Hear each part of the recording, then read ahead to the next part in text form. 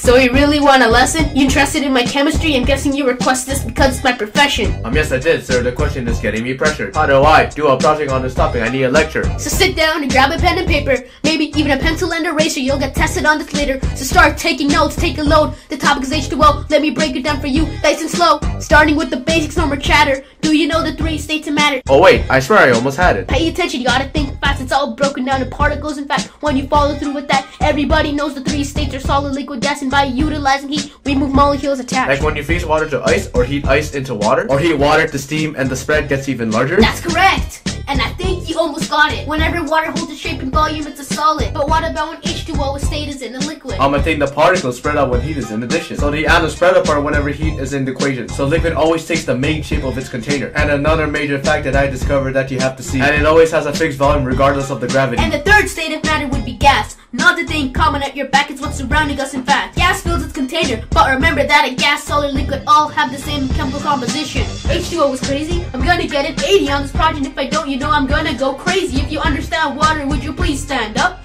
Please stand up. Please stand up. And if you don't start learning, you better start concerning, cause you drink it all the time, don't deny, get the word. And if you understand water, would you please stand up? Please stand up. Please stand up. Water is a chemical. It's essential that you know that the formula for water is always H2O. And to break down the topic quick, the formula for water is always 2 hydrogen and always 1 oxygen. And here's some cool facts. I think that you should learn it. In Canada, there's more water underground than the surface. And if you didn't have food for a month, you still survive. But 7 days without water, guarantee you ain't alive. And if the world's water were fit in a 1-gallon jug, you'd be surprised how much fresh water contains added up. Which is why it's important to save water. Always reuse, because in a gallon fresh water is equivalent to a teaspoon. Water never mixes up with oil. Sort of like pairing up a girl with the boy who picks his nose in the soil. And it boils at 100 degrees, freezes at 0. I hope you understand what I mean, or you get a 0. Memorize this all in your dreams, or it's a 0. I hope the mark we get in the sheet is a 10 with a 0. When it comes to water, now that you're a hero. That's all for now. I hope you all enjoyed both those weirdos. H2O is crazy. I'm gonna get an 80 on this project, and if I don't, you know I'm gonna go crazy. If you understand water, would you please stand up?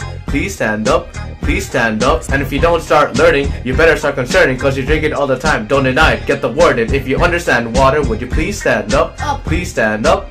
Please stand up. And if you don't start learning, you better start concerning, cause you drink it all the time, don't deny it, get the word. And if you understand water, would you please stand up? Please stand up. Please stand up.